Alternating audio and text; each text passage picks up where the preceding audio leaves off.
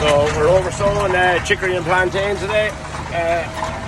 It's chicory and plantain, white clover, and we have about 8 kgs of grass seed going in with it. This is the field, so I'm just doing stitching in, which means you're only going over it. You're not disturbing too much soil. Plenty of crows around having a look, and a few seagulls.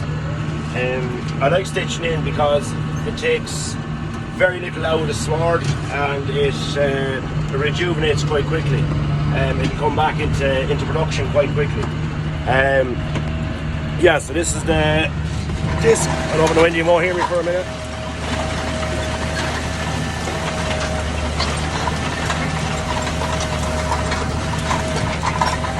So that's the disc. It's broadcasting the seed off the top out of that little yellow thing, an APV I think they're called.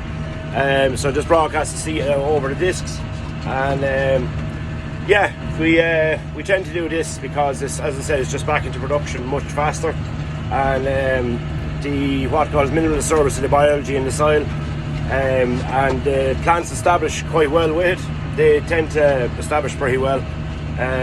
Like the disc is only going down about an inch, I'd say, maybe an inch and a half at most.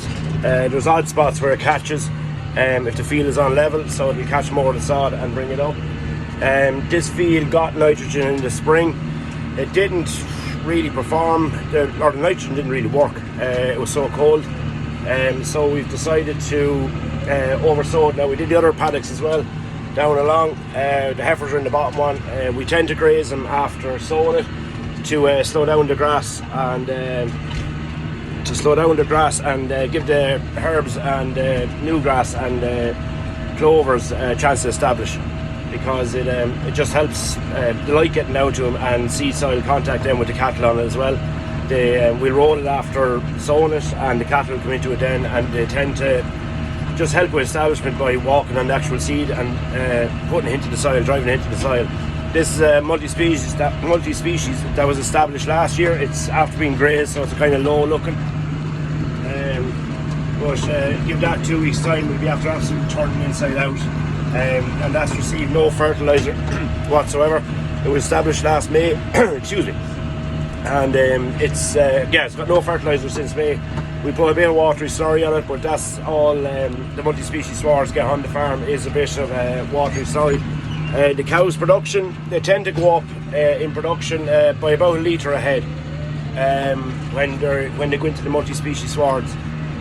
We found a trend that they tend to go up by about a litre a head, so that's why we're stitching so much, because every time we let them out for up a litre, when they're in it, like they're only, usually we don't leave them in it for 24 hours. It's night graze, and they go into the multi-species for no real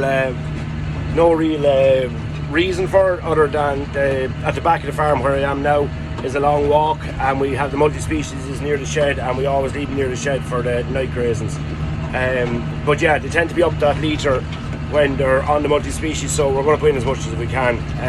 It'll be an extra 280 litres a day, so why not? And then you spread less fertiliser. Well, no fertiliser we spread with, but a lot of people spread just less fertiliser with. You can half your fertiliser or something, they say, but we just went whole hog and reduced fertiliser completely on it, and it seems to be doing the trick for the farm here.